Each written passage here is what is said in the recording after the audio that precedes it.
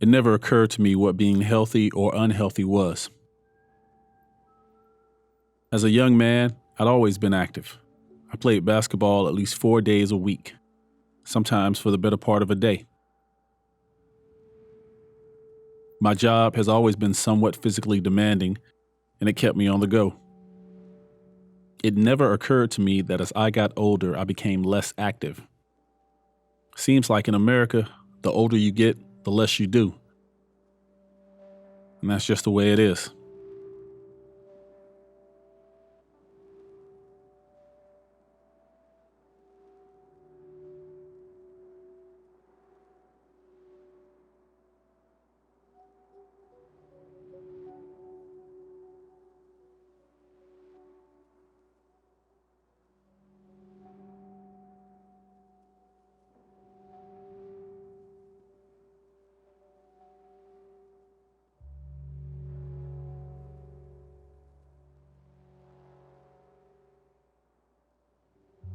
I had a brother die from complications from diabetes, but even that didn't raise any red flags. Not with me.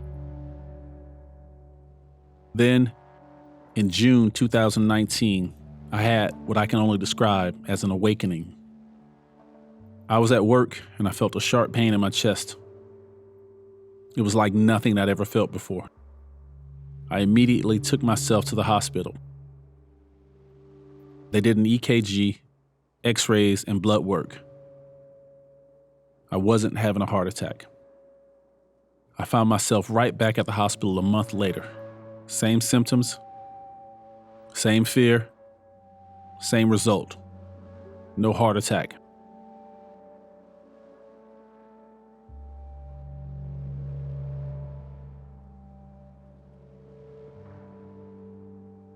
After several visits with a cardiologist, I was told that my heart was fine, but I would need to be more mindful about my blood pressure and cholesterol. I went home relieved, but resolved to change my life.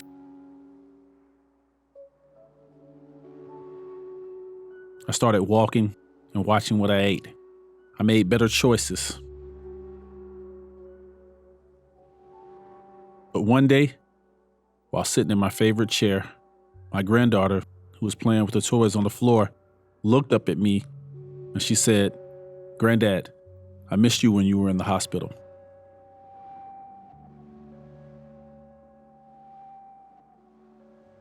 At that moment, I realized I didn't want to have her to go through several episodes of missing her granddad while he was in the hospital.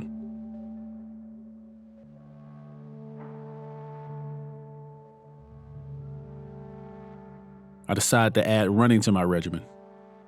Cycling soon followed. I made it a lifelong goal, not temporary. This is who I am now.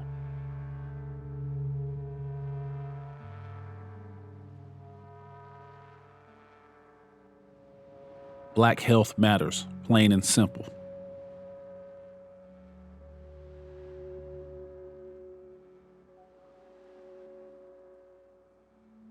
I have to say, it always bothered me that when doctors told me about my blood pressure and cholesterol, the first thing they recommended was medicine. Not exercise or diet, but medicine.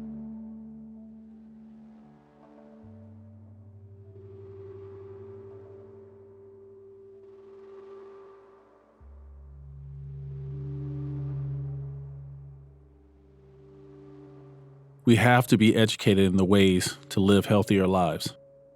Tradition means a lot to us. We have a rich one. A lot of our tradition is food. It's passed on from generation to generation. It's good, but it's not always the healthiest.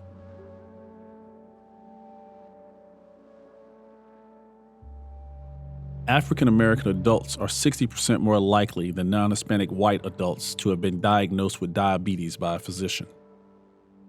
African Americans ages 18 to 49 are 2 times more likely to die from heart disease than whites.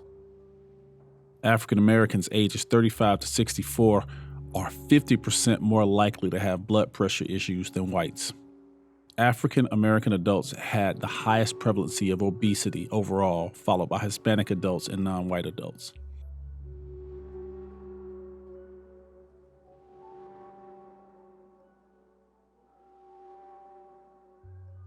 I've had people say to me, we all gotta die from something.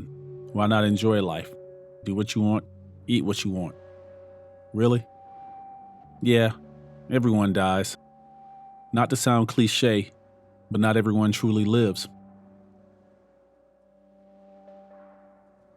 The quality of life is just as important as the quantity. A life where you get to enjoy your latter years, traveling and doing new things instead of frequent visits to a hospital.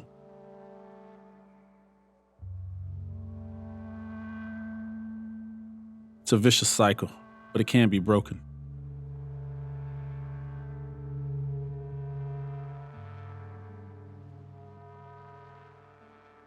I think we are the generation to do that. We can break the cycle through exercise, better diets, better mental health, and the consumption and spreading of knowledge that will help the younger generations break the curses that have plagued our people for generations.